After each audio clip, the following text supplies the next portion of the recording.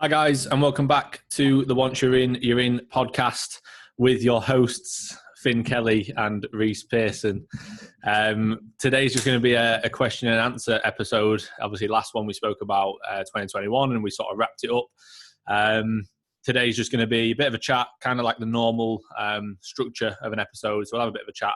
And then I've got some questions from ages ago, like before Christmas.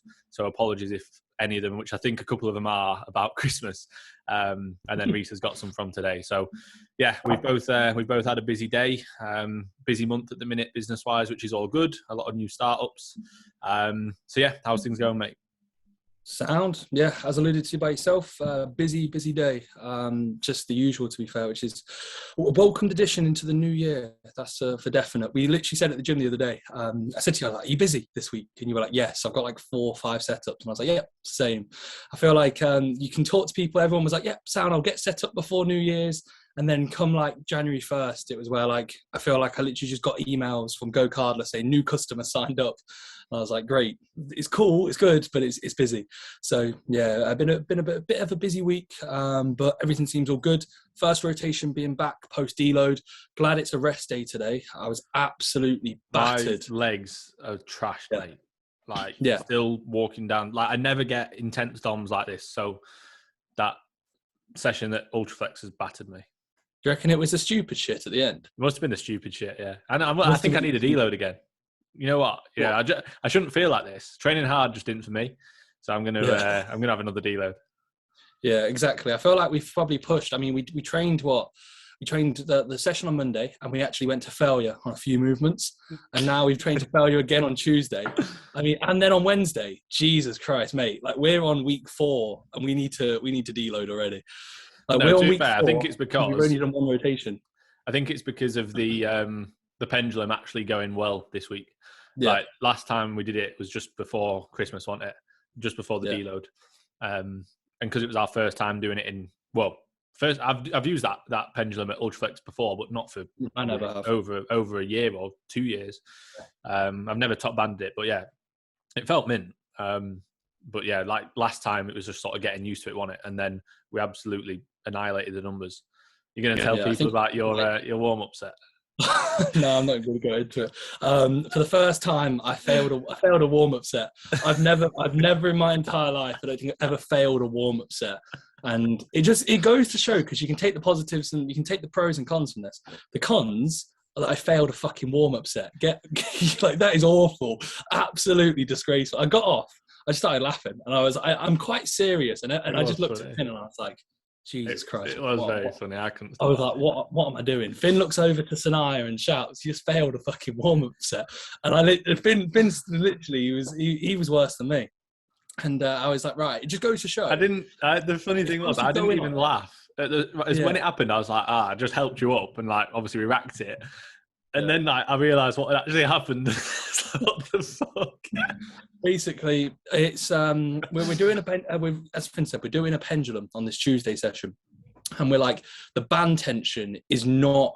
It's so brutal. It's not like your normal. It's a green band, like doubled up over, isn't it? It's not doubled up, but it's like it is. It drops technically off. Is, yeah. It does drop off like right at the bottom, but yeah, not a lot. The pendulum's already like kicking in quite heavily, and then obviously very heavily towards the top. Yeah, exactly. So it's ridiculous. Like, you unrack 1 plate, and it legitimately feels like 4 or 5 plates on there, I guess, without a band. And we did 3 plates last week. Like, I did 2 plates and 3 plates. So I basically did a high rep set and then went to a heavier set. And I thought I'd just go for like a literally 1 plate, 2 plate, 3 plate, 4 plate warm up. And I didn't go in switched on. Like, I went in obviously with some level of arousal, but it was a final warm. But I didn't go in as I would usually, where it took me like 5 minutes worth of mental preparation. Like, knee sleeves are on, head's like fully switched on. So I just went on thinking, right, be controlled, get this for a single, and then I'll be able to do this maybe for like a set of 5. And I ended up failing. So I went 3.5 plates. I got a set of 8, and then I got 3 plates for like 16.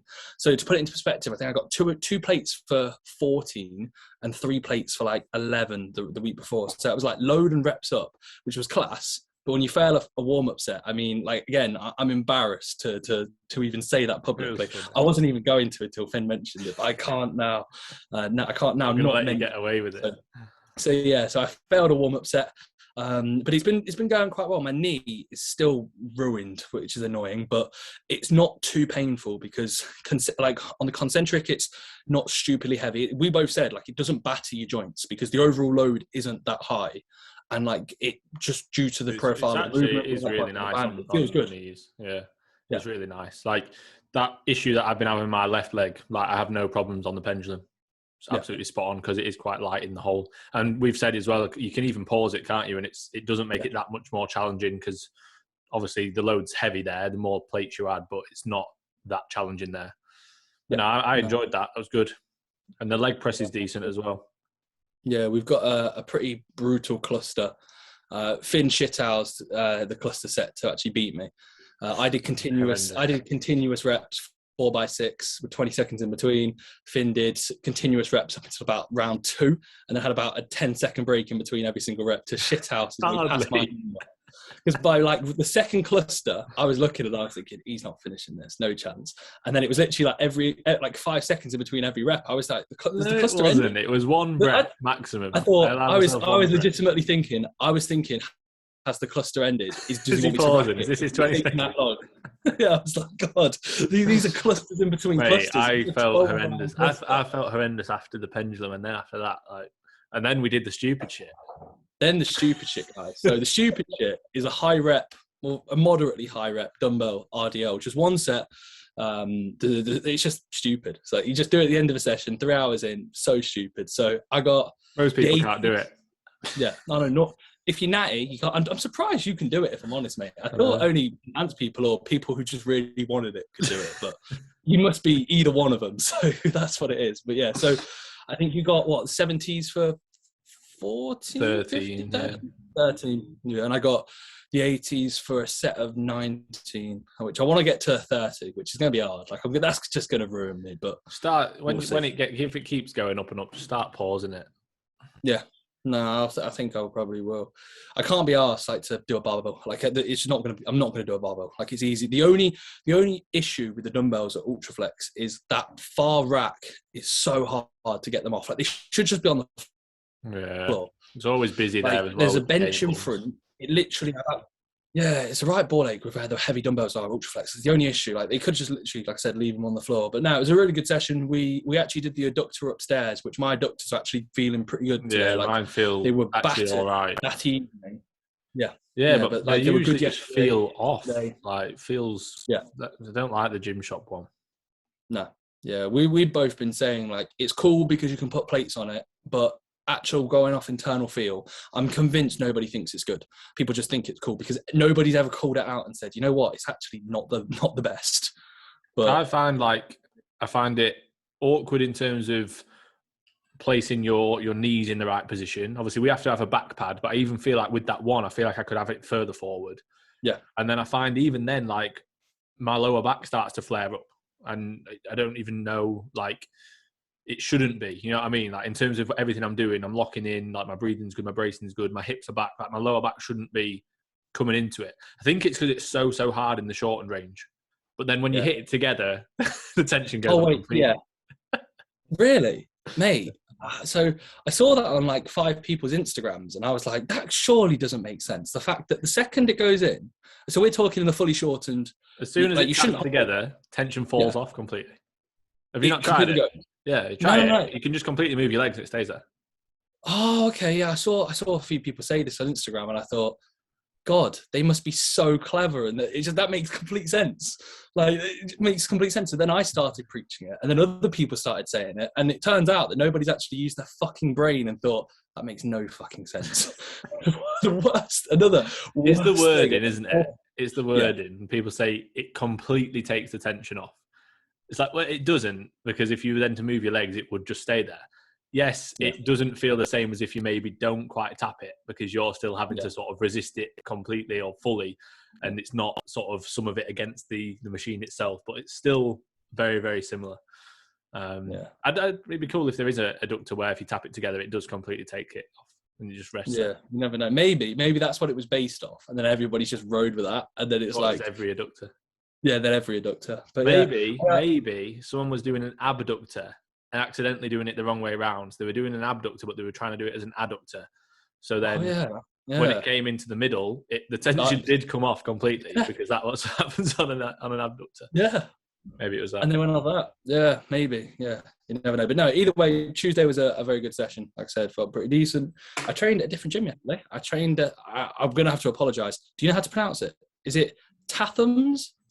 Powerhouse. Yeah, Tatham's Powerhouse. Weirdly enough, mate, I didn't. It's quite cool. I didn't know it was him, the owner of it, and then I think his training partner, who is also an owner. I don't know. Anyway, the owner was training with a guy who's a men's physique pro, and I didn't know it was him. Like I knew of him. I've seen him before, but like you don't ever really. I didn't follow him. He doesn't follow me. I didn't really know who it was. And it was a cool gym. The setup was nice. The owner actually messaged me today, like randomly, saying, "Hope you enjoyed the gym session yesterday. Pro card pending." Sam Tatham, whatever.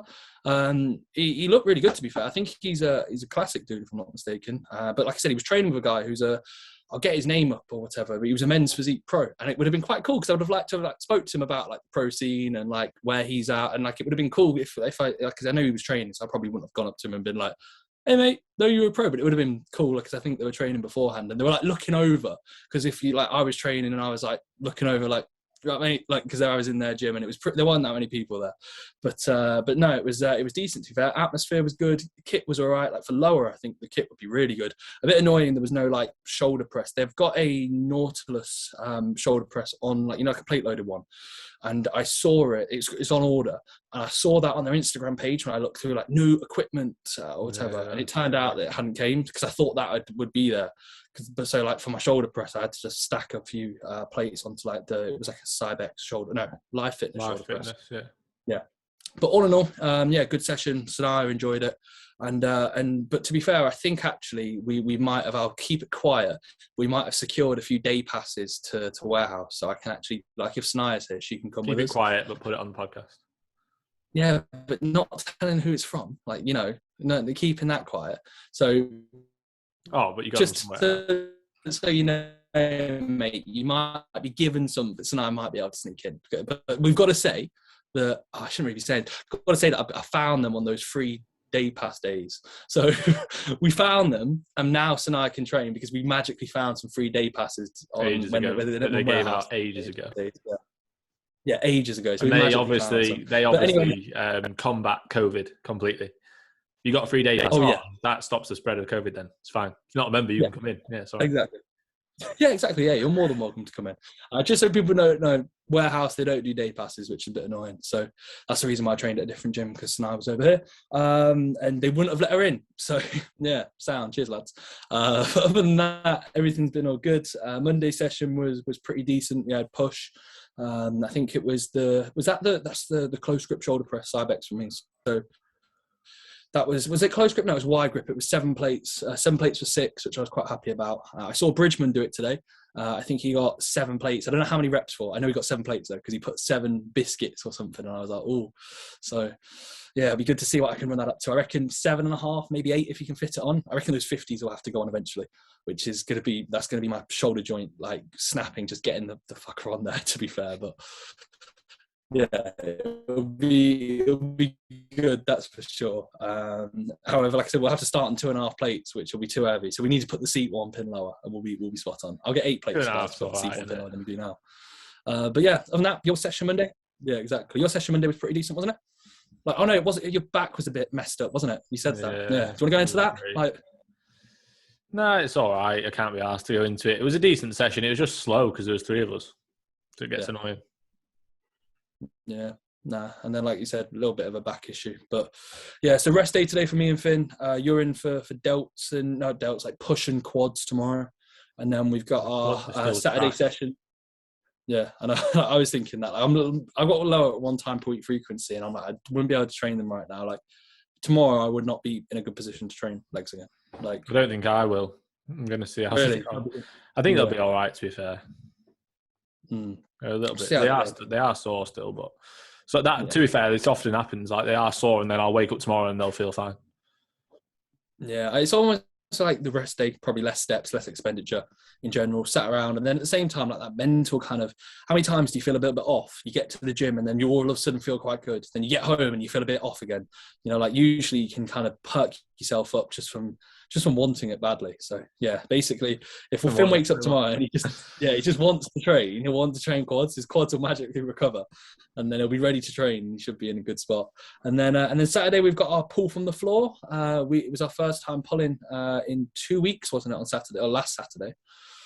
So I got 6 plates for 3. Felt fucking heavy on all warm-up sets, and then 5 plates for 10, which I was quite happy about. And then you got, I think, 5 and a bit plates for 2, so it was like 5 and a bit. 5 plates and a 1.25. Yeah, it was shit.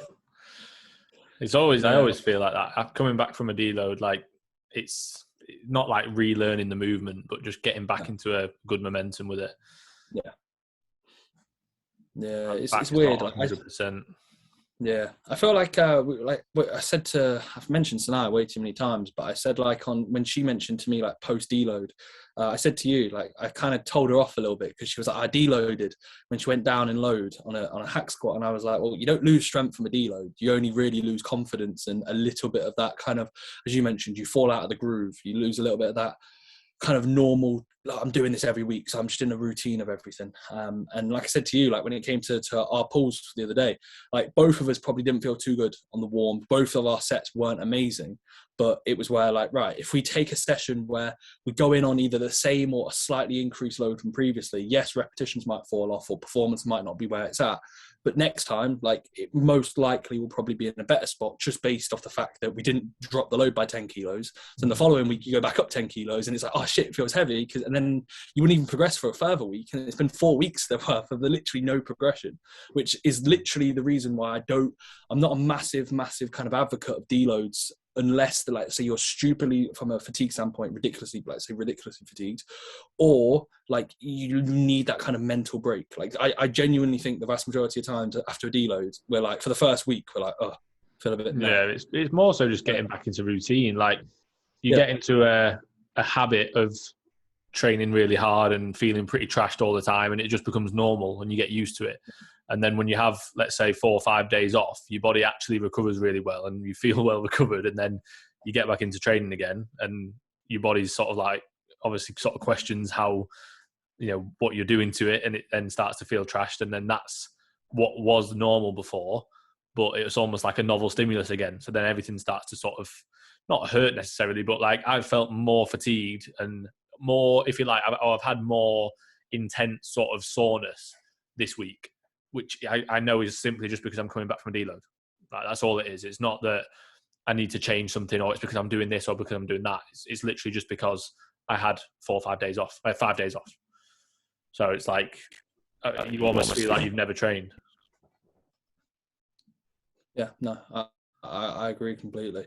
It's been strange. Like even like little things, like for example, my digestion and just general appetite's just been. My appetite was horrendous after the deload. It was fine during it. Yeah. Afterwards, after Christmas and everything, it was shit, which is weird because I didn't change anything apart from obviously having Christmas dinner. Like I had Christmas dinner on Christmas Eve with Shannon, and then on Christmas Day, everything else was pretty much the same. So it was a bit weird that my appetite. To be fair, it was more so. It was pretty much from like the Wednesday. So the first 2 sessions back, I was sound. Wednesday, I started to feel a bit fatigued. Thursday, rest day was all right. And then Friday, my appetite wasn't great. And then Friday last week, New Year's Eve, we said, didn't we? We both felt ill after the session.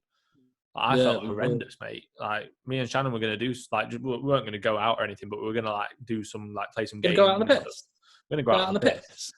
And New I was Year's that Eve. fucked. Like, I felt like, I think I'm getting COVID. Like, that's what it was like. I was like, it was similar to like last time how I just felt drained and my eyes were hurting and stuff. I was like, I think I'm getting COVID again. So then I was like, I just need to chill. So I kept my feet up since I got home on that Friday. We had a Domino's and I was all right. I think Domino's cures COVID. Oh, sound. Appetite can't be. Appetite for Domino's was all right. Yeah.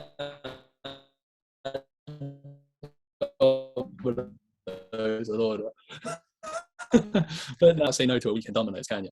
But nah, everything seems all good. It's just like I said, digestion's just been on training days. Today's been sound, but I think it's just because I eat 3 meals before I train, similar to you. But like, because my last 2 meals aren't too bad because I go to bed about an hour or two later than you, but then I also get up an hour or two after you. So like the first 3 meals of the day, like it's after like meal 2, I've been like a bit just like, oh, my stomach doesn't feel great. And the one benefit and the one reason why I've always been able to get my food really high is the fact that my digestion is never ever an issue. I never get bloated. I could probably eat like 7,000 to 8,000 calories. I probably couldn't, but like I think I could eat a fair bit more than what I've ate before. And I don't ever really feel sluggish. I never really get too lethargic. From all like feedback and biomarkers, I'm always in a decent spot. Like everything's okay, other than just me getting fat towards the end of every gaining phase and just being a bit of a mess. But other than that, like everything's always pretty like just ticks along. Where now, like the last few days, just training days, food's just not been sitting as well. And it's literally probably a sense of over the festive period, I feel like you said, my food didn't really change. I still ate the exact same. I brought all my food away with me. But like on the days where food was a bit off, I only ate 4 meals. They were spaced apart because I wasn't training. And then just the fact of like on training days, eating every 2.5 hours, especially before I train, then like an intra workout on top of that, and then the demands of the session, mix that in with appetite not being stupidly high. It's just been a bit meh.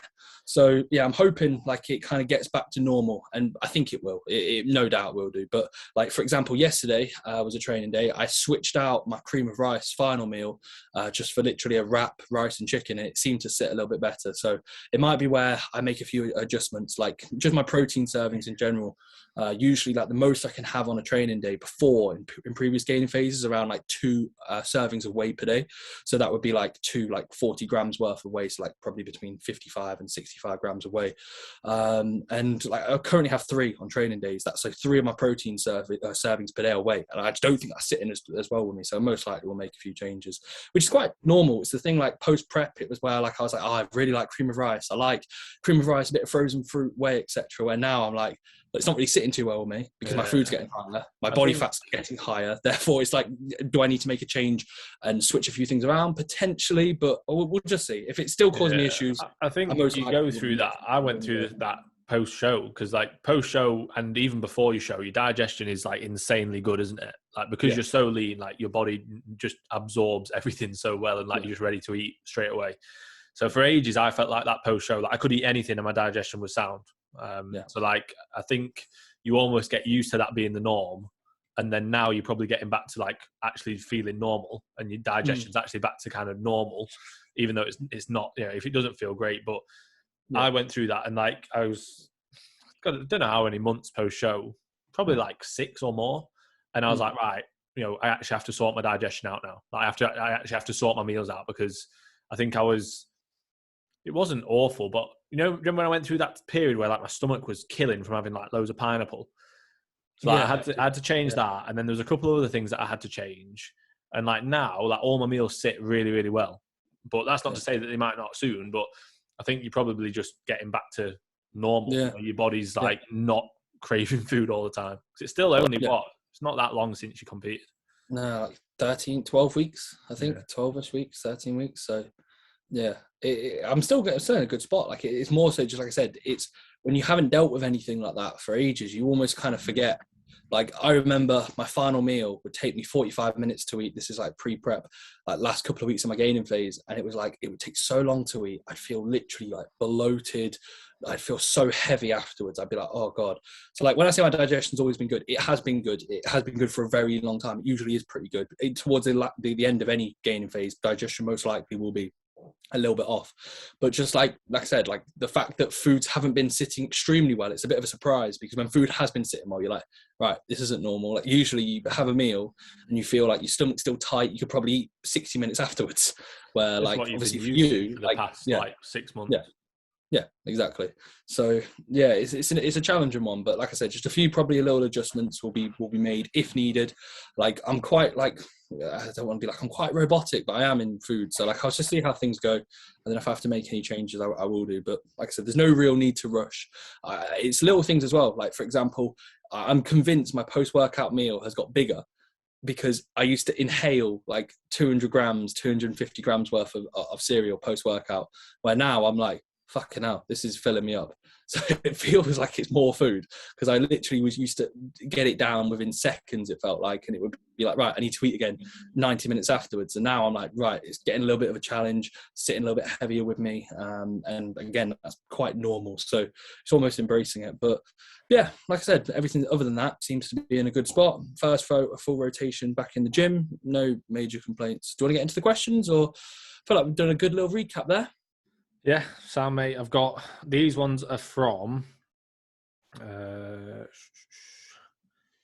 don't know what date it is. It's the it's the 9th of December. Okay. I've got some from the 16th as well. We got back to a few of these ones, but not all of them.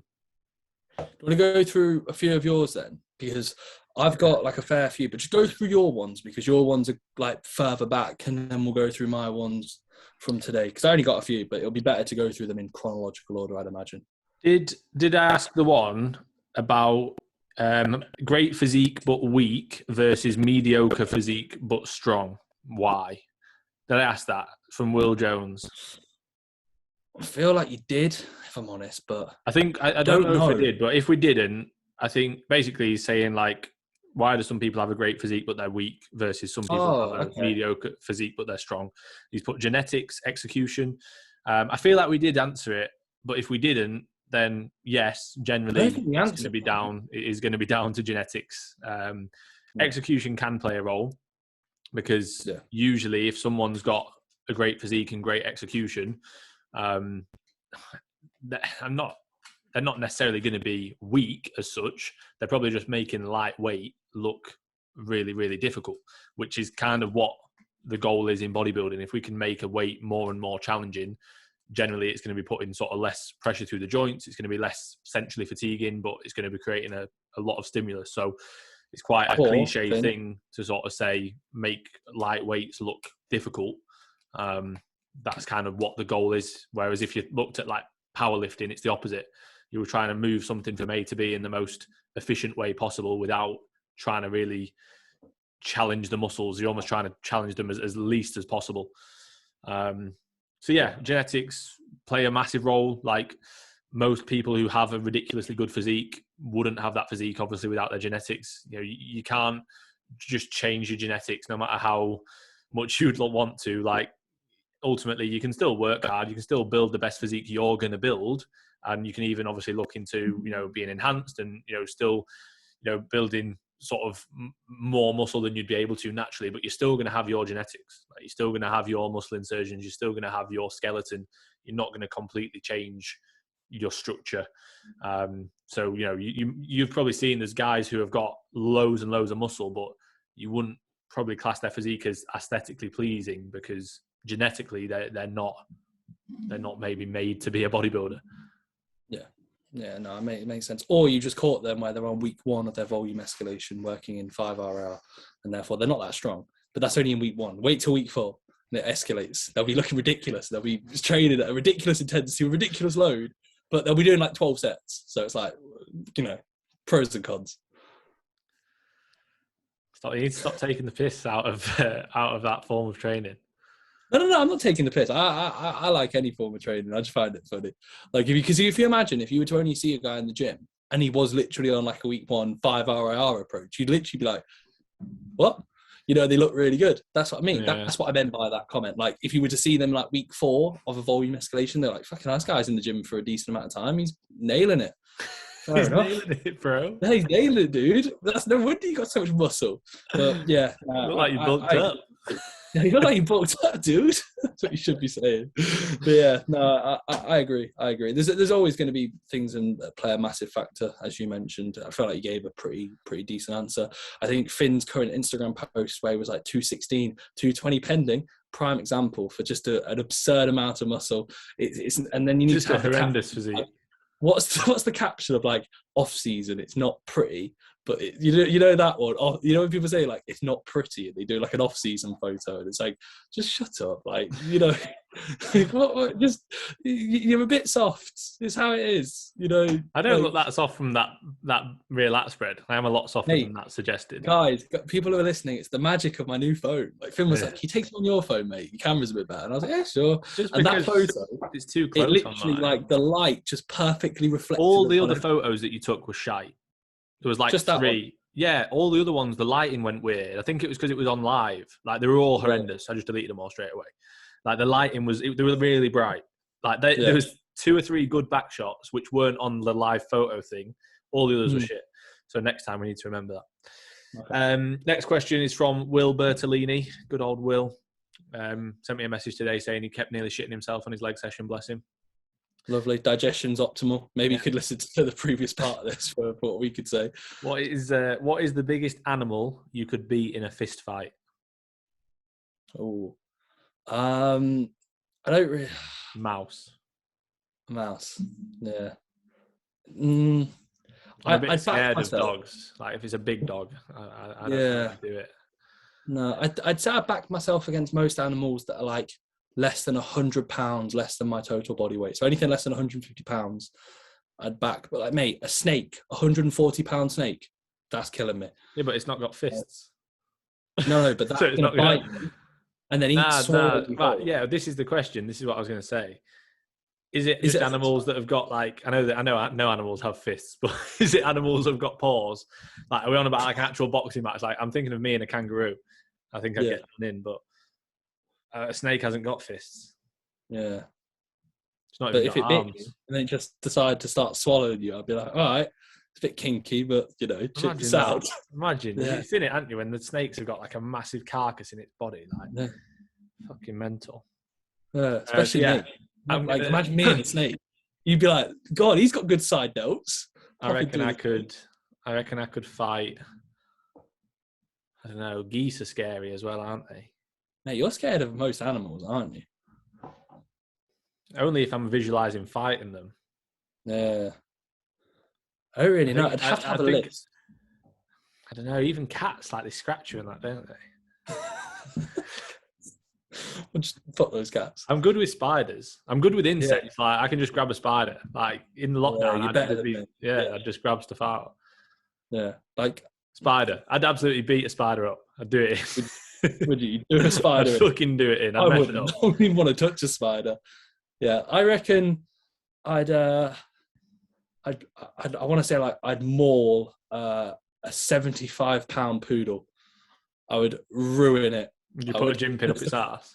Yeah, I'd obliterate it, mate. That 75-pound poodle, fuck me, I'd hate to see the owners after I'm done with it. But other than that, I'm sound. I don't know. I need to know the animals, and I'd have to have a list. And I want to see them, and I want to know what their practicality is. Meet them, see what they're like, see what their mindset's like. That will, exactly. We'll be able to decide if we could do them in. Yeah, exactly. This is from Oren. Thoughts on a Smith machine split squat? I feel I can get the quads closer to failure on these, just as the balance and grip is taken out of the equation. So basically, so he's comparing a split squat against a Bulgarian like dumbbell split squat. Well, he's comparing a Smith machine split squat to any other variation of a split squat.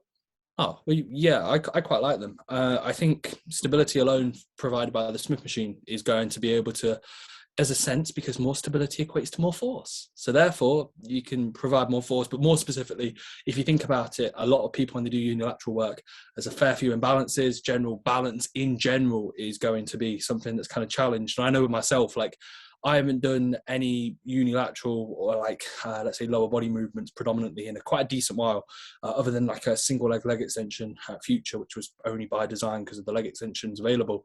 But if I was to do like a split squat, I'd probably favor something that can maximize stability. A Smith machine would be spot on. If I was to, let's say, compare against a dumbbell, for me personally, I probably would be able to take a Smith machine. I'd be able to take both to failure, but balance could let me down. However, from a setup perspective, from like the internal feel, I'd probably would prefer a dumbbell just for me because it's easier. Like we did it during not lockdown, during like prep, didn't we? For me, where we did like a double drop set at warehouse. So I think there's pros and cons to each, if I'm honest, but I don't think it's a bad movement at all. I wouldn't be opposed against that. I set it for a few clients. What's your thoughts, mate? I think it depends. Like I I struggle being in this position, like where my hands obviously having to hold the bar. Yeah. So I've done it before where I've put my straps around the bar, but then sometimes the bar's rolling, and if you've not got someone to help move the bar, like there's a few things like that can come into it. So if you have any issues being in that position where you're having to sort of hold the bar, then obviously it wouldn't make sense. But what you could do would be a safety bar split squat. They work pretty well, and to be fair, you don't even need to hold the handles, because once you've got the bar in position, because of how the weight sits on the safety bar, it's sort of holding the bar in place, and then you can just hold onto the rack for stability. So if you've got the ability to do that, then that would work, but that's only if this position where your hands are behind your neck feels uncomfortable. If not, then a Smith machine split squat is spot on. And if you like that more than a dumbbell, then yeah, 100% do that. What you've got to remember is ultimately, like, the movement itself is the same movement. It's the same movement pattern. Like, yes, the load is in a slightly different position. The load's, on your back versus slightly in front of your body. But ultimately, you're still doing the same thing. You're doing the same movement pattern. Yes, the loading profile is slightly different, but it's not making a huge difference. So if one or the other feels better, then just do that one. Like, don't overthink it. Don't think, is this better or worse than dumbbells? Like, it's the same thing, whichever feels best for you. Yeah, no, spot on, mate. That's all good. I actually spoke to him the other day, if I'm not mistaken. I think he asked me about ashwagandha supplementation and if I rated it. He said he can't ever really tell, but he kind of just went into that, and I recommended it. I said it's cheap enough to the fact that I'm going on a tangent. I recommended ashwagandha. See, I get that, to be fair. Like, you can't ever really tell. With all your supplements, like, if you can't really tell, you could say that with anything. Like, I can't tell that I'm taking omega-3 tablets. I can't tell that I'm taking creatine. Like, you can't really tell with anything. I feel like I think your perceptions of things are just probably a little bit less.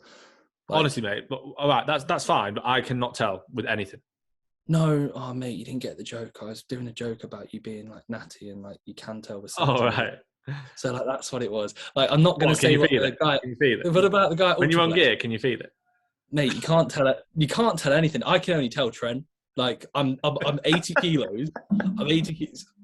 I got to actually say this on the podcast. This is fantastic. I've never mentioned this.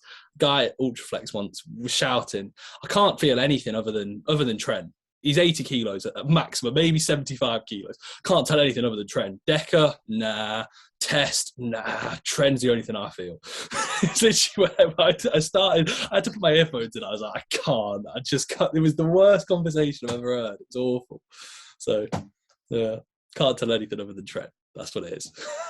Shocking. To be fair, staying on ashwagandha, I often feel like it can actually take away from my ability to relax. Like, sometimes, because I don't take it all the time now. Like, I have it if I feel like I really need it. And then often when I feel like I really need it and I take it, I actually feel like I'm not recovering as well as I could. And also, it becomes. Let's hear some rationale. Is it just internal? Like, we're just going off kind of your own. Well, I've always had it in, and then I took it out for a little bit because I was like, I don't feel like I need it. Like, my sleep's really good, my recovery's really good. Like, I don't feel like I need it. So I've had it out for ages, and I bought some again, like relatively recently. And I was like, I'll see if I feel any benefit from it again. And I almost feel like, and especially like with my Oura Ring data, like when I take it, my sleep, it's not loads worse, but it's not any better. Like, if anything, it's slightly down. But maybe that's because I only look to take it on the days when I feel trashed. Yeah. But then I'd also say, like, the last 2-3 nights, I felt trashed, like post-training, where I'd be like, a couple of weeks ago, I'd have been like, oh, I'll take ashwagandha. I've not taken it, and I've slept really well. Yeah. That's like any sleep sub. Like, I still take Support Max Neuro PM, like pretty much every evening. And there's times where like I won't take it, and I'm like, oh, I slept the exact same. Like, it's obviously there's going to be things that enhance sleep and sleep quality, but I do think the supplementation is massively overrated. Like, if you were to give me, right, I can nail a scoop of Fade Out and a scoop of Support Max Neuro PM, or I'm, let's say, going to make sure I'm sleeping at the same time. I've got my room quite cool. I'm having like a nice shower or like a bath, like not super close to bed, but like maybe an hour or an hour and a half pre-bed. Like I'd much rather take the things that I can control, and I'd most likely get a better sleep than if I was to go to bed an hour later or an hour earlier. Let's say get up at an inconsistent time, my room be a bit hot in a different bed, but congrats, I can nail all supplementation. Like we've said before, supplementation is the last thing you need to worry about, like when it comes to sleep. So yeah, no real surprise to hear. Like I don't say to clients, take ashwagandha. It's needed. I think it's all right. I like it. The only on my like supplement sheet for my clients, the only thing that I say that I want them to use is blue light blockers. Blue light blocking glasses. Yeah. But everything else, I'm like, let's assess how your sleep is. Like we don't need to look at anything else yet.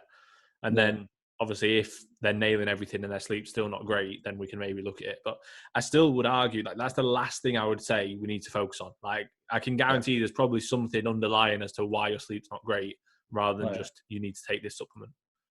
Yeah, definitely. Yeah, I agree, mate. Good one. So Oren. Got 2 answers there from 1 question. Fantastic. This is from Christopher Finnan. Great surname. Push-pull legs, best way to set up. Repeat the same exercises every session or mix it up. So I'm guessing, does he mean like a push-pull legs, like twice per week, same? Well, firstly, I'd almost break it down and think like, for example, we've had push-pull legs. We had it for a decent amount of time. I'd break down the benefits. So in my opinion, I would much rather push-pull legs, rest, upper, lower rest, frequency maintains the same. You could always swap that upper session out for, let's say if it's like a men's physique competitor, you could have, for example, just a delts and arms, or you could have a more push emphasized session. But I personally would say, right, 6 times on the trot training, like 6 days on the bounce, unless you're beginning out or your intensity is not the best, you're probably not going to be let's say you're doing 3 on 1 off, 3 on 1 off, 3 on 1 off. Oh, is that okay? I don't know. Well, let's just say that. Yeah. I think, in my opinion, I think if he was doing 3 on 1 off, 3 on 1 off, I wouldn't be too opposed to saying, right, maybe stick to the same exercises for a decent while. And then when they start to slow down, you're not progressing, that's when you can transition into an A rotation, a B rotation. But I wouldn't be changing the sessions drastically. Like, for example, if I was to have 2 pull sessions, I'm most likely going to start off both pull sessions with like a single arm pull down. You know, it's the same with you. You have a single arm pull down. Like if there's a machine lateral raise and it's a good machine lateral raise, I'm not going to do a dumbbell lateral raise because, I don't want to do the machine lateral raise twice if there was literally a machine lateral raise that felt good. So it really depends on a kit you have available to you and the pros and cons to what's going to be beneficial towards your physique. But you don't need a second rotation. And I think a lot of people like love this whole, like we've said it before, like 14-day rotations, the most kind of personalized, specialized splits. If you're progressing and you're doing the same exercises, if it's a push-pull legs rest, you'd literally be doing every exercise, every 4 days. If you're doing the same hip hinge every 4 days and you're progressing, spot on, crack on. I would love being able to do pull, push, legs, rest, and just do the same movements and keep progressing them all every week. That'd be ridiculously good. Yeah. Like, imagine that. Yeah, it'd be mint. But eventually there will be a point. Oh, yeah, there's no chance. Like, it depends on the level you're at. We should have done that when we were younger. We should have done probably a full body split and then an upper lower and then that. But looking back, you don't, obviously, you don't think that. You think just train arms or just do a chest day. But what did we say? Last week on the podcast about the best progress we made. We were barbell pressing twice per week. We were barbell rowing or doing some row variant that's so similar, T-bar row, a dumbbell row, a barbell row, something literally loading our erectors in that like short-term range of hip flexion. We were doing for a squat variant, you were hack squatting twice per week. I was when my knee was all right. Like the best progress we've ever made is when our movements are so similar in nature that you make a sets and let's say rep adjustment or an intensifier adjustment or a tempo manipulation, but the exercise patterns stay relatively the same. And if you can create the variance between the same exercise, but you can create variants from sets, reps, intensifiers, tempos, go for it. Like it would be mint, like it would be really good. Eventually you will get to a point, as Finn mentioned, where you will burn out. Like we wouldn't be able to hip hinge the same movement every 4 days. It simply wouldn't be feasible, but you might be able to get away with it to a certain point and you'll probably progress at a really good rate. And then you'll need to make a change. But for the vast majority of people like listening to this, even for us in certain areas, you can definitely get a lot out of doing the same movements over and over. And you don't need to be doing a second rotation instead of every 4 days, every 8 days, especially if you're not superly strong, or let's say if you're in the first couple of years of training. So I'd say crack on, see how it goes. If you need a second rotation, go for it. But for the start, 1 rotation should be sound. Spot on. Yeah, sound. Cheers, mate. Thanks, pal. Do you want to Is start? that the last of the 9th of December, or have we got more on the 9th of That's December? the last of the 9th. I've only got a few for the 16th, so feel free to start some of yours, mate. Yeah, I'll start one with now. So, oh, mate, it's going to be a good one. Charlie Everall has asked. He's asked up me, I'm guessing, but I'm guessing he's asking you. Would you ever come to a rave with the eye emoji? So, Finn, seeing the photos from the other night. It's nothing to do with that. It's nothing to do with the photos from the other night. I just can't think of anything worse. And that's not me being a dick. It's not my thing. Yeah. There's nothing wrong with that. I just honestly, I know for a fact if I went to something like that, I would absolutely hate it. Yeah. But that's each their own. Like, I'm probably the weird one for that. No, I wouldn't say you're the weird one. Because it's everyone's like, it's like the same as, like, if you were to say to, like, for example, to certain people about going to watch football, they'd be like, nah, 90 minutes of people just kicking a ball around the field. Fuck that. Yeah. You know, I know, like, football's the most popular sport, but there's so many things that, like, people do that people don't like. So, yeah, no, I wouldn't be really a fan. I think I'd enjoy it for maybe an hour max, half an hour, because I'd be like, oh, this is different, this is cool. And then, like, literally I'd be like, right, my ears are fucking ringing. Everyone around me is just doing stupid shit. Not dumbbell RDLs at the end of the session, but other stupid shit. Everyone's just doing stupid bit. Imagine.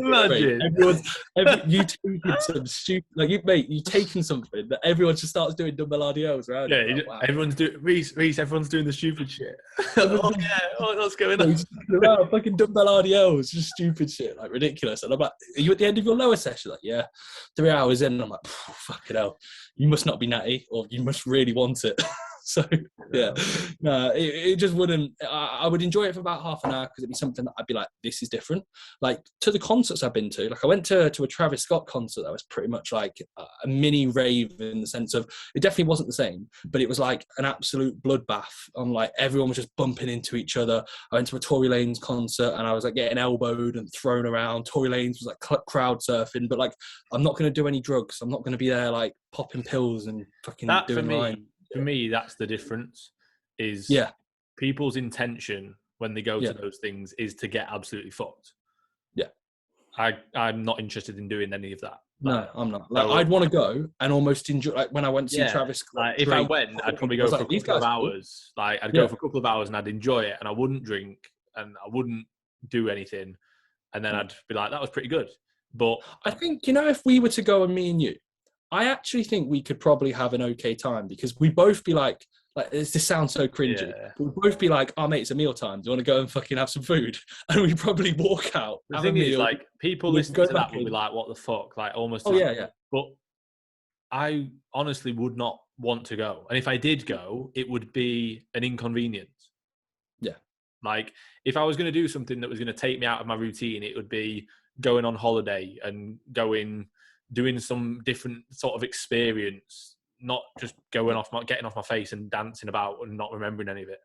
You know what I mean? It's just not for me. But that's not to say that anybody's doing anything wrong. Like, it's just not. No, it's just not. It's not your scene. And I think it's quite mature that you can say it's not your scene. You know, because I think a lot of people would try and fit in. It's never been though. Like, obviously, I went out when I was younger. Like, when I was about 18. I remember when I was 18, it was my birthday, I went out. And then I went out for, like, probably that year, I went out quite a lot because I was living at home. I was in a gap year between college and uni. So I went out quite a lot. But I never did anything apart from drinking. Like, I've only ever drank. Like, I never took anything else. But even then, like, I never used to be like, this is mint. I just used to do it because it was like, it felt like it was what I should do. Yeah. It was like the norm. And, like, my mates were doing it. And we always had a decent laugh, but I was never like, oh, that was so good. I can't wait for the next night out. Oh, yeah. I have cool memories. I have cool memories of going out. Like, but like, mate, I was even conscious enough at 18 to be like, my fucking session tomorrow is going to be dog shit. Not even that, like, I wasn't even really it was just that I just didn't enjoy it that much. Like, I remember every time I got back. I was a gimp who was just like, literally, I'd be thinking, my session tomorrow is going to be shit. My sleep's going to be wank. I'd get in and I'd be like nailing water because I'd be like, I don't want to wake up and just feel shit. I've got legs, like, or something.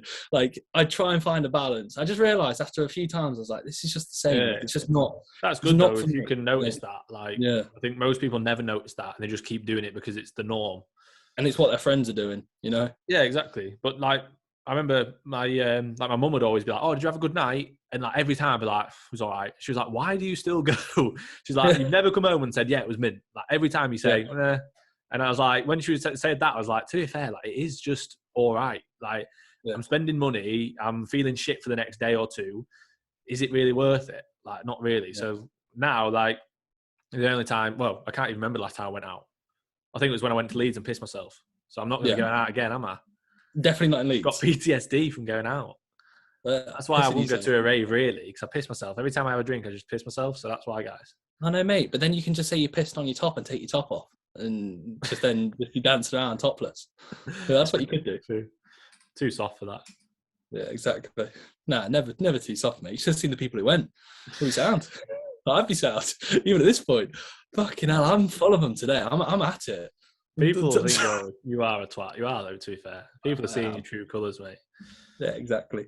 I'm just full of food. Now I'm fat. I'm back to normal. This is from Michael M Bing 99. One of my clients. Michael is a good lad.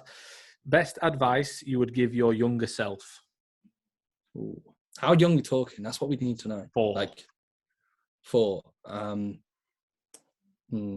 Stop feeling up your dog. Yeah, I would say that. Reece, stop putting on makeup, all right? You know, just trust me. Drag queens are amazing. I fucking love all the drag queens. No, 4. I'd be like, yo, mate, please buy some Bitcoin when you're 12. Yeah. Like, just buy some Bitcoin. That's what I'd say if I was 4. No, if we're talking like 16, 18, I'm weird enough to like the fact that I've said this before on the podcast. Like I wouldn't really change much. Like I look back at how I was and I was like, I quite liked how I grew up. I had a real nice childhood. My family, like I'm very close to my mum. I've got no real complaints that I'd want to really change anything. I mean, if I was to look really hard, I probably would say do this better. Like for example, during my GCSE period, I was horrendous when it came to like my I didn't understand what hard work was, and I just used to always not think everyone was against me because I didn't think that at all, but I just didn't put any work. And then when I didn't get what I wanted, I'd be like, what the fuck, this is unfair. So I probably was a little bit less accepting of the work I was putting in, but I learned that you just got to work fucking hard, and that's how it is. But like I'd say, yeah, maybe GCSE period, work a little bit harder, because I was like a little bit of like one of those kind of kids who I was like, oh, I'll be sound. I can. Then you've got to look at where you are now. Would it have made a difference? No, it would have. If anything, I wouldn't be in the position I'm in now. I would be. Yeah. I wouldn't have. Let's say gone to college. I wouldn't have gone down the path. I probably would have been the standard. I would have done A levels to an alright degree. I wouldn't have gone to uni. I would have probably then started working for like my mum or my family or someone else, and I'd probably be just doing a regular job.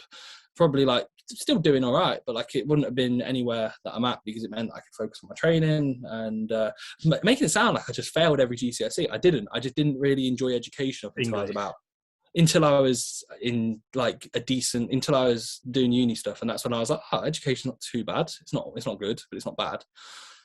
But yeah, I don't really know, if I'm honest. Like I started training when I was 13. I never really stopped. Like it wasn't really anything I'd be like, stick to your trainings. I never really took your time out. Would you say when you probably started training not kind of sack it off for a few when I had years? that little gap.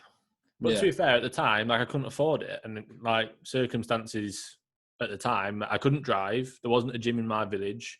I could go after school, but then I couldn't get home. Like, you know, I couldn't expect my mum to pick me up every night, like out of her routine and stuff. It's not really fair. Like she did enough for me anyway, like taking me to football and stuff all the time. So what I would say, and this probably sounds like I'm a twat, but I would say like work harder at football, because I do think I could have been decent.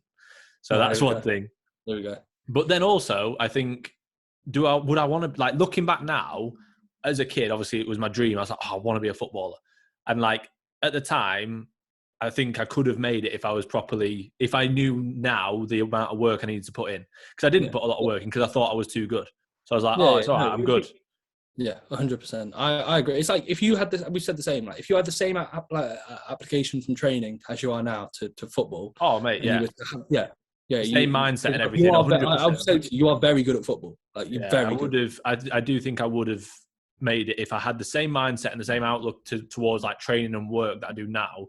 Even like we've said before, imagine all the hours that we used to, like, well, both of us used to spend that gaming and stuff as a kid. Imagine if we put that time into a business. Obviously, you don't think like that as a kid because you're living your life, you're living your childhood. You need to enjoy it. But imagine that, like, ridiculous the amount of hours that I must have put in playing FIFA and stuff. Even if that time playing FIFA, I'd have put in towards going on runs and working on my fitness and learning about football more and things like that. Like, however, mate, like having Gabriel Abongahor and Darren Bent up top on FIFA 12. Can't beat it. Yeah, you just can't beat it. And then having like Fabian Delph pulling the strings, 86 pace in midfield. Wow, what a player! What a player! Did you have a Villa team? Did you just have a Villa team? No. This was just when England had the loads of pace. You had Ashley Young, another Villa player. I think Mark Albrighton, lovely right foot, literally cross it in. He just 90 pace, search by pace. Do you remember that? Anoa, Onaha. It was the CB. He was Anua, Nader Manua. Yeah, mate, ridiculous, like ridiculously fast. Rapid. Just peak FIFA that was. But yeah, I think I'd probably say to myself, like, maybe I would probably say stop putting yourself out for others and like actually like, because in the last few years I've always just prioritized myself and like I obviously, that sounds selfish to say, but it's how I have to think and how I am. And I feel like a lot of times, like, I probably worried about stuff that I shouldn't have worried about. And I should have thought, like, is this person positive for me? And if they're not, I don't need them. I don't need to worry about them. I don't need to change how I am to be fitting in with people or whatever. And I think growing up's hard enough as it is. And then when you have pressures that are placed on you of trying to fit into crowds or like try and be friends with people that you're like, there's no surprise that the vast majority of people after education you don't fucking speak to. Like, there's no surprise at all.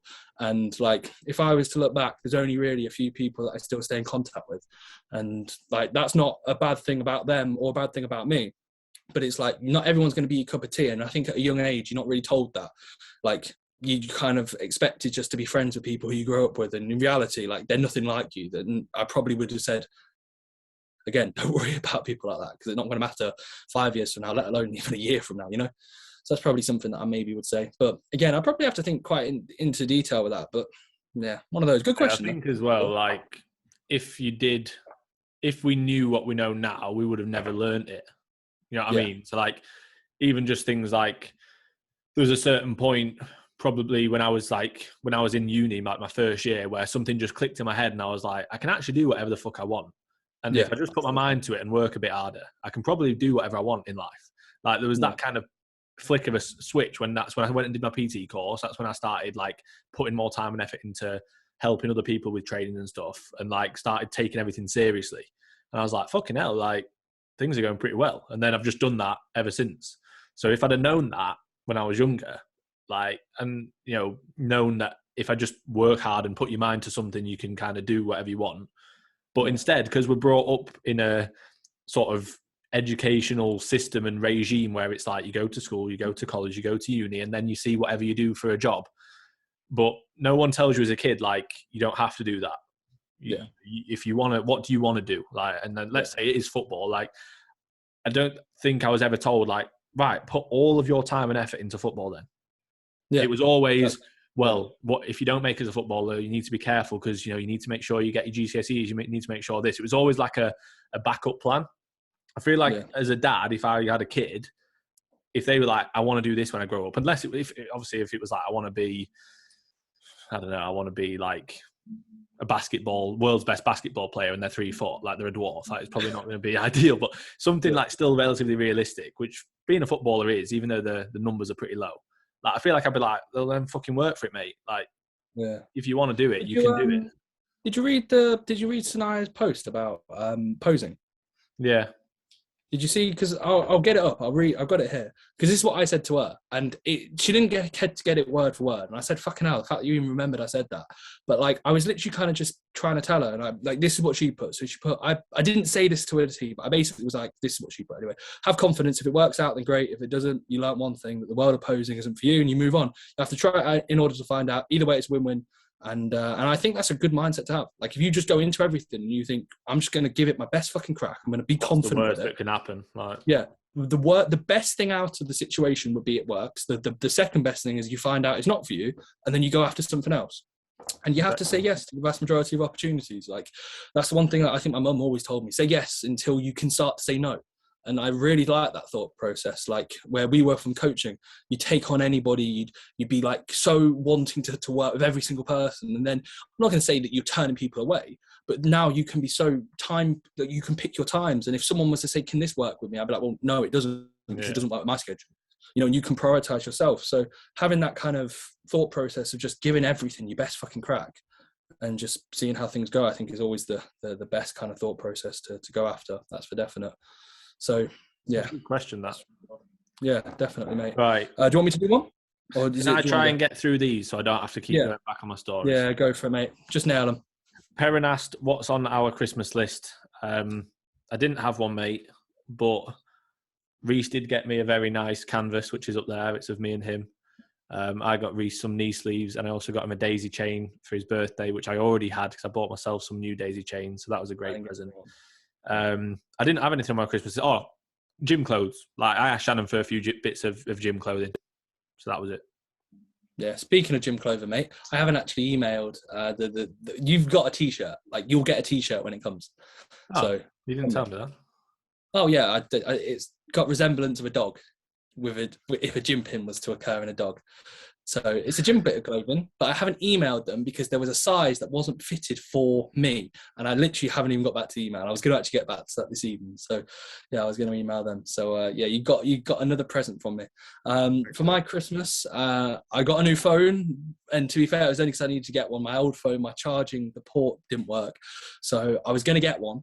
And then I basically thought, well, it's my Christmas and my birthday coming up. So I thought I was just going to rinse it off my mum. So I said to her, like, oh, I need a new phone.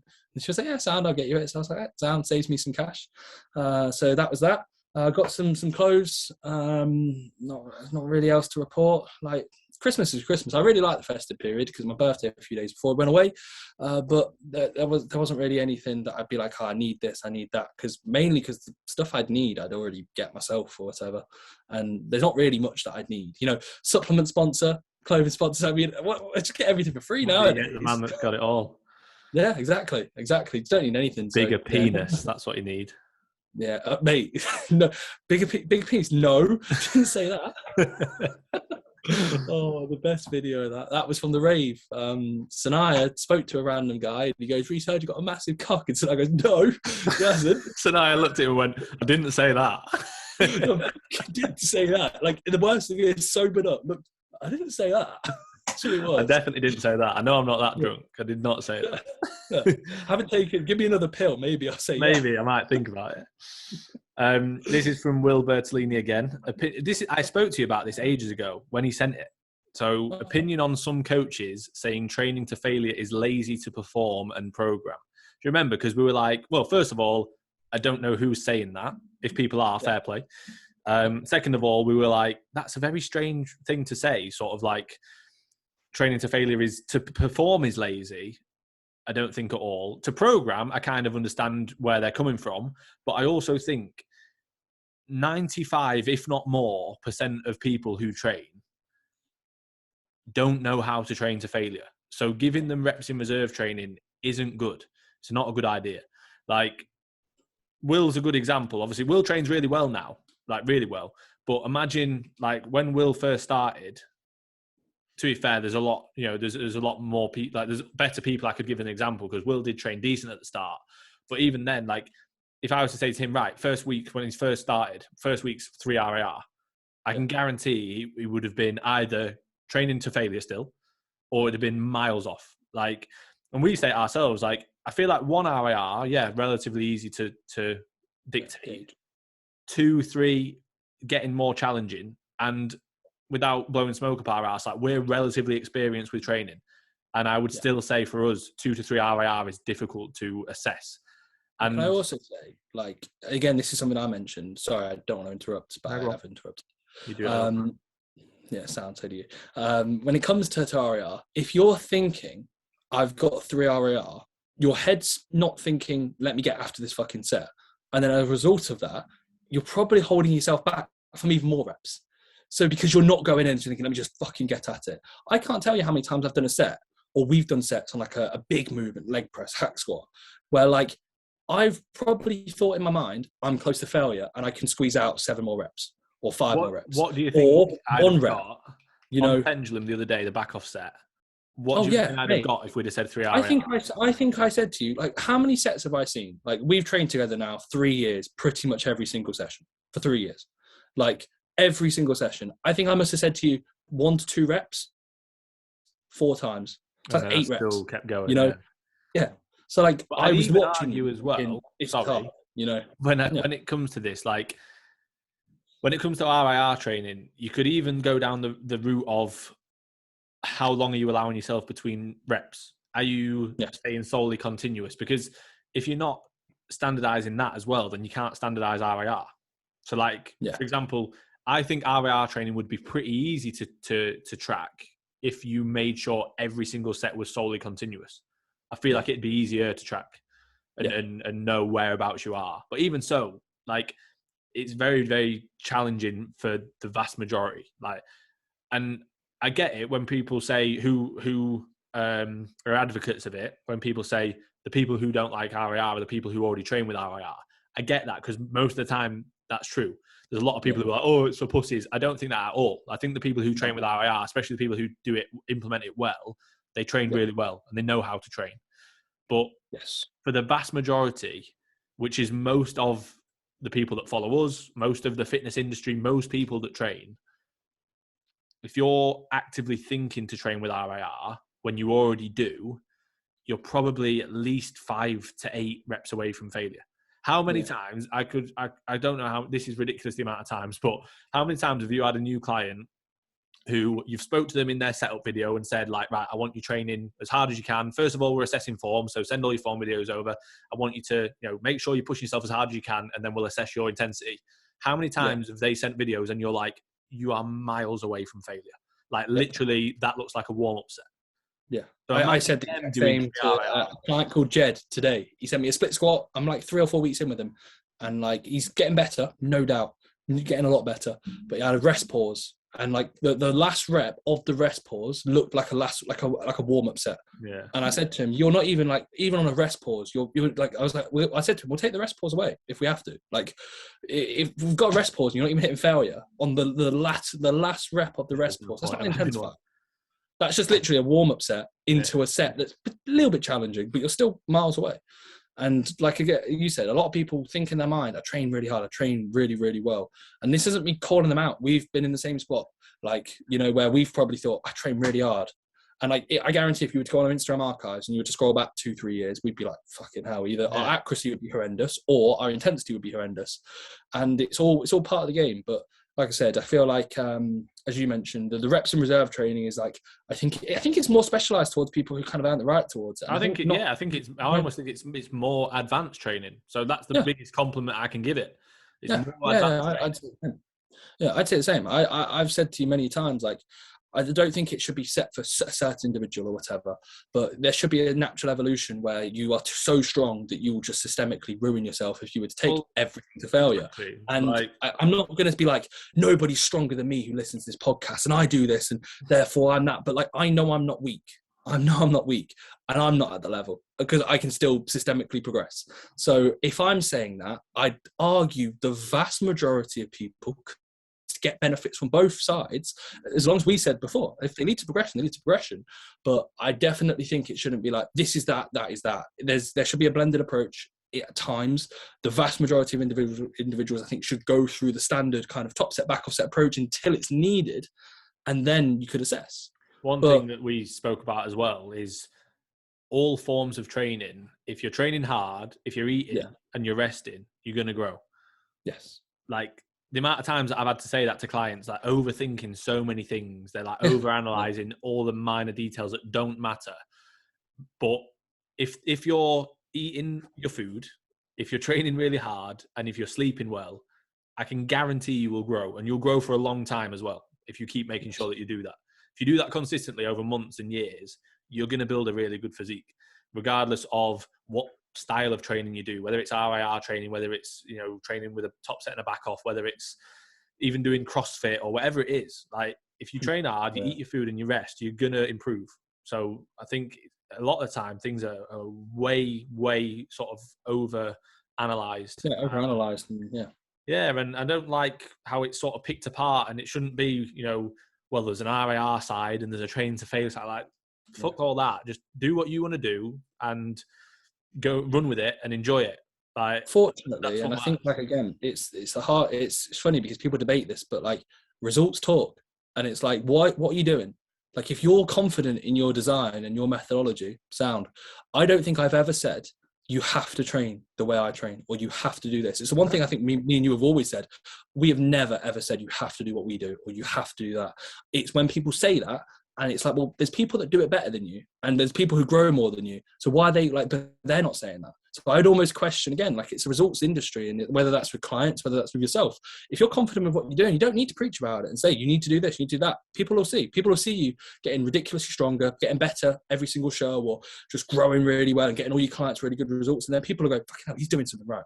Yeah, that's what I would go on. You do what works for you, don't you? Like, yeah, exactly. People like the RIR approach and, slightly higher volume training, and like we've said, that's fine, and there's nothing wrong with that. No. Would we maybe enjoy it as much as we enjoy our training now? Probably not. Like we say, the best part of our training is when we have to really get switched on for like the big sets, and that wouldn't be the case if we were doing, let's say, 5 times as many sets on that movement or whatever it may be. So yeah, it depends on you as well and what you enjoy. But like I say, I don't think that you can say training to failure is lazy, or performing that and programming that is lazy. I think if anything, I'm not going to say it's a good decision, but I think for the most people, for most of the time, it is a good decision. Like, I would argue there's maybe a handful of clients that I have who I'd be confident in saying, right, we're going to do this style of training, and I'd be confident they'd be able to approach it pretty well. And then even then, would you say it's like 100%? I wouldn't say it's optimal. I wouldn't say we should do it. I'd say, this will probably give you as good results as you're having now, because you train really fucking hard and you eat all the food and you sleep really well and you do all the basics right, and you've been training for a long enough time. But still, there's not, like you said, ourselves and all our clients. I don't have any client who I think you're at a level where, just trying to get stronger isn't going to happen for you anymore. But that happens for top tier bodybuilders. Imagine if you've trained for 15 plus years, ridiculously hard, like, you're not going to keep getting that much stronger. So approaching it with, volume as a form of progression is a great idea. But I think prior to that, when you're, still, for me, more so than you, still early years of training, which I am in the grand scheme of things, like, you need to focus on the basics. And I think, as well, as we've said before, unfortunately, it is becoming a bit of a trend, and it's a bit of a trend to pick sides. And the sad reality is, I think a lot of individuals are catered towards the thought process of like something new, something better, it's enjoyable. This is the best way. It's working so well for me. And it's like, well, yeah, it's so like, I feel like in a game of like bodybuilding, if you're looking, and this is my opinion at least, if you're looking for something completely different so early on in the first couple of years of training, I'd really question if it's actually for you, because you're going to be doing the same stuff over and over and over and over again for a lot of time. Like, this is my 10th year of training, and I have no doubts at all that, like, if you were to say, right, Reece, you're going to be training fairly similar in 3 years, I'd be like, yep, sound, I'm embracing that. Hopefully I'm a bit stronger. Hopefully I'm 3 years stronger. But I know eventually, like, if I get to year 15, as you said, I probably will be pulling 7 plates from the floor. I don't think I'll be able to pull 7 plates from the floor every week and take them to failure. I might have to switch my training approach, because I will be stupidly strong at that point, I'd like to imagine. But that's something, again, I'll almost earn the right towards. And when it's needed, it's needed. But right now, the fact of me getting switched on before a set, enjoying the way I train, like, I'd much rather do the style of training that works for me right now, because I enjoy it and it works well. And that's the same for Finn. And like I said, it's clients, it's not where you have to do anything. I've never said have to do this, you have to do that. Like the central fatigue of us just doing one set of a stiff leg deadlift or a deadlift that me and Finn would generate, probably in the grand scheme of things, relative to stimulus, probably isn't worth it if you think about overall kind of posterior development. But there's pros and cons to everything we do, and like I said, there's upwards and kind of downwards things that we would like to do as well. So yeah, it's one of those. I'm going to do a clickbait title of RIR training versus training to failure. Our opinions. Yes, we've got a clickbait title. It's not really clickbait. We are talking about it. Thanks, Will. Right. Can I smash through these, because I need to? Mate, go quickly. Come on, hurry up. Gio Ashley, when we said it might be Aaron, our physio. Yeah. He's put, who is your favourite physio? ? And a laughing face. So it's not actually Aaron. It was a joke.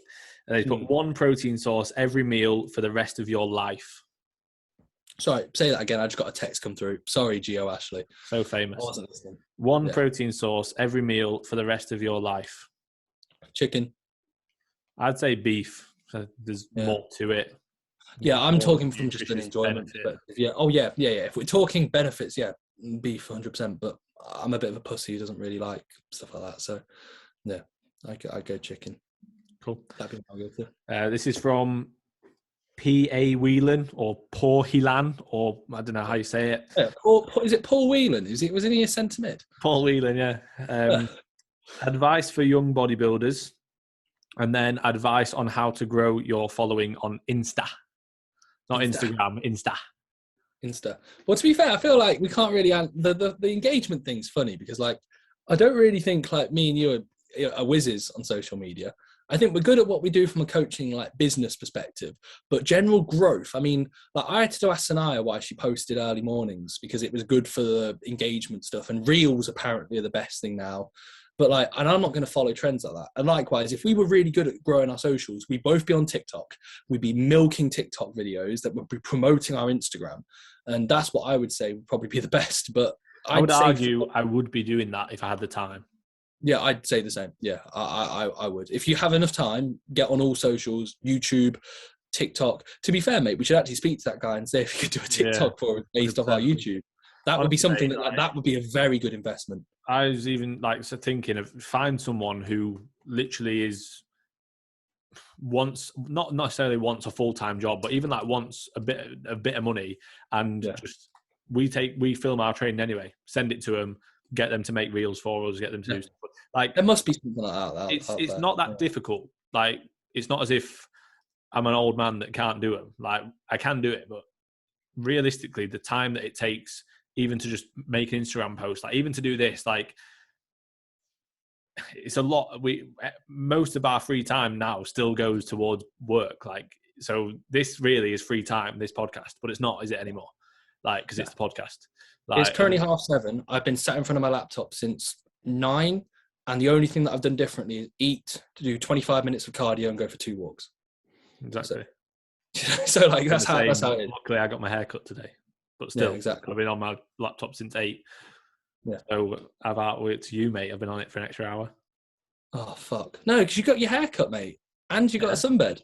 Yeah, but I didn't go on a walk. I don't do any walks at the minute. Oh, yeah. No wonder you're so soft. Fuck it out. That's what it is. So how did I get an extra set done? I outworked you, bro. More efficient. In terms of the advice on how to grow your following, just post consistently. When I was actively like trying to get a bit more of a following ages ago, I used to just post all the time. I used to post every day. I used to make sure that I was posting something relevant and something informative, even more so than now. Like sometimes now I'll just post my training. Before I'd explain it all and I'd explain why I'm doing what I'm doing. And now like I'll do that when I get the chance, and I like doing that, but it's rare that I get the time to write it all down. Like I'll just quickly put a post on of what I've been doing. So yeah, just be consistent. Be yourself. Don't try and copy anyone else or be like anyone else. And then advice for young bodybuilders. I feel like we've kind of covered a lot. Yeah, we probably have. I think there's a video title. I think with just advice to like. I don't think it's advice to young bodybuilders, but it would literally be consistent. Mistakes that we've made and stuff like that. Yeah. Cool. Right, that's my questions done. Caught up for the past however many weeks. Cool. Do you want to call it there? I think that makes sense. Yeah, if you do, mate. If you still got a few to go through. Yeah, I've got a few, but like I say, a few. I've got like 5. We'll just get round. We'll do 1 now, and I'll do the rest next time. So I feel bad because Dan has asked 5 questions, and I feel like we'll answer 1. So he's asked 1 out of 2. He's asked, how do you get psyched for a 15th set versus early in the session where it's easy, especially legs? By that time, I don't want music in my ears and I'm not as fresh. So clearly you need Hubert to scream at you at the end of a session. So Dan, you won't know who Hubert is. During lockdown, first one, we trained with a lad called Hubert. He used to be more amped up for a set of laterals at the end of the session than he would be for a heavy top set. He woke up 5 minutes before the session. So then by the time that it was the end of the session, he was actually switched on, ready for it. Yeah. And we'd be like, every time we'd be like, mate, we're 2 hours in. How the hell do you have energy? But a serious answer to that is Yeah. how your training should be, sort of your exercise sequencing should be, those latter exercises are meant to not be as difficult. You don't need to switch on as much for calves and abs at the end of legs, let's say. Yeah. Maybe even if you've got the stupid shit, it's only probably one set. You probably don't need to switch on for it at the same level that you would earlier on in the session. So yeah, and it's stupid anyway. So you shouldn't even be doing this. It's stupid anyway. So you should only be doing it if you're not natty or you want it bad. That's what we came to the conclusion as. No, I think people almost expect that they've got to have the same mindset, the same level of arousal going into, let's say, finishing off on abs, like I say, or even maybe finishing off on, let's say at the end of legs, finishing off on a glute drive, going in on this to that as the same as they do like the top set on a hack. You don't. You need to pick and choose your battles, because otherwise, if you try to go into every set like you probably need to for the big main compounds, the most challenging movements, then you're going to be absolutely ruined. So pick and choose. You know, let's say on a leg day, you might have a hack squat and a leg press. Like, they're your main movements to properly switch on for. Not that you shouldn't switch on for everything else, but you don't need to get to the same level. Like, we'll switch on for a leg extension. We'll get ready for it. We'll make sure we've got, you know, the right kind of music on everything. It's a different kind of switching on. Yeah, it's not. It's like more going through the movement pattern. Yeah, being efficient, thinking right, like locking yourself in, getting yourself tight. It's not like, right, this is going to require absolutely every ounce of arousal for me to get up for this set. So, yeah, it's one of those. Like, for example, with Dan, like I'd like to say, because obviously I'm coaching him, your 15th set of lower, I'd have to even double check if we've been doing 15 sets. I don't think you will be, but it's definitely not going to be like anything physically demanding. It's not going to be like got him on low for it. Yeah, exactly. It's like I'm starting out with all the isolations. Right at the end, we have a 4 to 7 hack squat. It doesn't make too much. Imagine right at the end, like calves that you don't. I bet you've got him on the stupid shit. I bet his 15th set is a high rep RDL. Yeah, and he's like, oh God, I just can't do it. Stupid. But no, hopefully that's kind of got into your head. And also the fact that, like, for example, with Dan, like, this is going to be personal towards him. Like, his training's got a lot better recently. So he's most likely halfway through his sessions now, and he's like, fucking hell, I'm battered. Where before, he was probably just getting his way, kind of not half-arsing it, but just probably just making his way through a session, not as much intensity, not as much intent. So no doubt he's going to feel fresher towards the end of a session. So, like, there's times on our Saturday session, mate, me and you look at each other half the time without even looking at each other, because after the deadlifts, we're ruined. Like, we literally will look at each other, but we're not even there. Like, and I'm like, you all right? And you're like, yeah. Sound. And it'll be like half an hour from we haven't even done a deadlift for half an hour. We've racked the weight. Finn's been lying on the floor, dying, recovering. We've just set up the single arm like cable row, and we're literally like, oh God, this is bad. And we've got like another hour of the session. It's like, right, you've got to recover and get yourself through it. So you almost have to embrace it and think, like, there's a reason why that you're going to be, because when you're training with a good level of intensity, it's quite normal, and you'll get used to it and you'll get more adapted to it. But you don't need to be getting yourself switched on for a calf raise as much as you would be for something else. And that is the last question of the podcast. It was a good one, mate. First one of 2022 that wasn't a recap. So all good. Get anything to conclude upon, mate? We've got a good title as well. Yep, we have RIR versus training to failure. Which should is better. You do the stupid shit? That's what we'll call it. Is that what the title is going to be? Yeah. Fair enough. Right. Well, that's pretty much everything. Finn, do you want to leave us on anything, mate, before I do the outro, or do you want me just to crack on? No, mate. Just appreciate everybody watching and listening. Thank you for all the support. Feel free to give us any recommendations of what you want from the podcast. Yep, sound. That's it. Finn's just done my job for me. So he does the intro, I do the outro. That's us, guys. We'll catch you guys in the next episode.